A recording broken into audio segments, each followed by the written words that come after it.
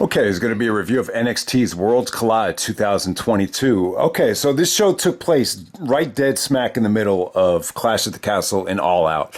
When they announced that they were going to do this super show with NXT and the NXT UK brand, I was assuming it was going to take place overseas in the UK. I thought that would have made for a much more attractive environment and thought that would have made people want to check out the show. So it actually takes place at the Performance Center in Orlando, Florida. So a little bit more of the same. Like if you're not a big fan of the rebranding of the NXT brand, I can't say you're going to be crazy about this show. What this show had going for it, you had Ricochet in the opening match, and then you had a lot of the guys from the NXT UK brand, like a Tyler Bate in the main event. So that made it a little bit more attractive, but overall, nothing to rush out of your way to see. If, like I said, man, if you weren't a big fan of the rebranding, I can't say that you're going to love this show from top to bottom. What did I want to mention here? All right, before I forget, I think it would be really friggin' cool if Nigel McGuinness comes to AEW and helps Bryan Danielson win the championship and joins the Blackpool Combat Club. I think, now that I think about it now, I think that would be a perfect ending for Grand Slam if they go in that direction. Because if NXT UK is no more, then what's Nigel going to do? So if anyone has any update on what Nigel's going to do, I'd love to know. That's kind of where my brain is right now. But also Triple H, I saw Shawn Michaels just uploaded a promo talking about how the NXT brand is going to, get back on gear. It looks like they're bringing back the black and gold. On top of that, Triple H did a great interview, awesome interview. I believe the guy's name is Ariel. And yeah, just an awesome interview. In terms of what he said about NXT, some of the important stuff to note is, it had to change because of the pandemic. They couldn't train, they couldn't recruit. So that had a lot to do with why they had to rebrand it. Not sure if that's 100% true. And he did ask him about if AEW winning the war had anything to do with it. He said, yeah, big deal. They beat our developmental. But he said that AEW winning the ratings war had nothing to do with NXT hitting the reset button. And he said that they're going to go after collegiate athletes, Division I collegiate athletes. That's where the main focus is. But, if you're one of these guys like a Triple H or a Chris Benoit that always wanted to be a pro wrestler and didn't have any ambitions to play Division I sports, he said he's going to invite everybody that's worth, inviting. He's not going to just limit it to collegiate athletes, but that's where they're going to target. So that's a whole nother video. That could lead to a whole nother discussion. So I just want to keep this short and sweet. All right, first match of the night. You got Carmelo Hayes defending the NXT North American Championship against Ricochet. All right, so these are two great athletes right here. Obviously, if you're a big fan of Ricochet, you'll love this match. I thought this was the best the crowd was the whole night. They were hot for Ricochet. Carmelo and Ricochet did some, pretty cool stuff. I mean, the crossbody spot where both guys actually do a springboard crossbody off the middle rope and then they collide with each other. I thought that was a really cool spot.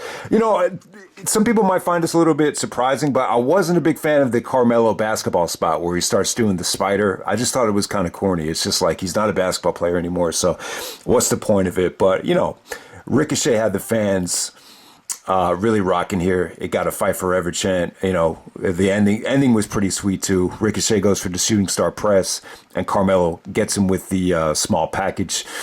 So there we go with that. Definitely the match of the night, in my opinion. I think if you're going to check out one thing from this show, you want to check out the opener and the main event. Next up, we have a fatal four-way match for the tag team championships, to unify the tag team championships. We got the Creed brothers. We got Pretty Deadly. We got Brooks, Jensen, and Josh Briggs from NXT UK. I believe they're actually the Bar Rescue NXT tag team, inspired by the Bar Rescue. And then we got Gallus, Mark Coffey, and Joe Wolfgang. All right, there's a lot going on here. I'm not a big fan of these four-way tags. I just think they're too hard to work. I understand why they did it. There was a nice swerve at the end with the Diamond Mine dude, Damon Kemp, who actually comes out to ringside with the Creed brothers. He actually turns on Julius at the end of the match. There's also a segment where Roderick Strong is beaten up in the parking lot. So, yeah, it'd be nice to get Roderick on some of these shows because he's a legend. He's someone that people will want to spend money on to watch wrestle. So I think, having him beaten up in the parking lot, not the right call. I think you need it. Eventually, you need to start bringing him on these shows because he's going to be 40 years old in the spring.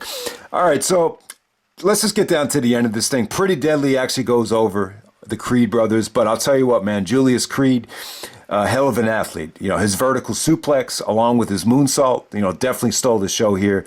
I believe he's actually from Duke, ACC All-American, so kind of goes, ties in with what Triple H said, that they're going after Division I collegiate athletes. I thought, the Creed brothers definitely have a lot of potential, but, this is a little bit convoluted, but you understand it. All the tag teams coming out at the end of the match kind of enabled, the dude from Diamond Mine to turn on Julius Creed. So you see why they overbooked it this way. All right, next up we have the unification match for the Women's Championship. You got Mandy Rose taking on Meiko Satomura and Blair Davenport. So you got a little bit of international flavor from different continents here.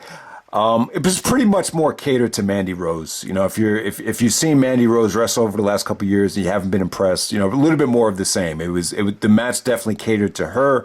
Whenever Satomura was on the offensive end, I thought it was great. All right, so she's really old at this point. She's got to be like approaching 50 or maybe into her 50s. She was in WCW. Somewhat of a legend when you talk about Japanese women's wrestling. So I thought Satomura still had it. She was definitely the most memorable performer in the match. I thought Blair Davenport was pretty good as well. This was a solid match, but overall, Mandy Rose actually goes over with her running knee to both women at the end of the match, and extremely average stuff. Really nothing to check out there. But if you're a Satomura fan, yeah, I mean, it's still remarkable to see a woman that old that still has it. She definitely was the shining part of the match without a doubt. All right, next up we have the NXT Women's Tag Team Championship match. You got Katana Chance and Kayden Carter defeating Doudrop and Nikki A.S.H. Yeah, raw quality match right here. Doudrop and Nikki, did their best to help these girls out. Katana and Kayden, I like their ring attire. They actually felt like a team. It didn't feel like, just throwing two random girls with wacky hair in a tag team together here. So there was interference, but at the same time, one of the girls actually got Doudrop up for a power slam, which looked really impressive because, obviously Doudrop is twice the size of, most of these girls. And, the finish came off pretty good right there. But, Doudrop and Nikki A.S.H., help these girls out. And that's pretty much what it was. Probably the weakest thing of the night. And then the main event, we got Bron Breakker and Tyler Bate, the unification match. All right, so I think this probably would have got a little bit more attention if it was Dragunov instead of Tyler Bate. So I didn't even know Dragunov lost the championship. I'm assuming, you would think maybe he got injured and that's why they did it. So I have no idea. But, I'm a big fan of Tyler Bate. This guy had some classics with Walter a couple years ago, if some people might remember. And, what Tyler Bate does, he's such a small dude, but, he's able to get bigger guys off their feet.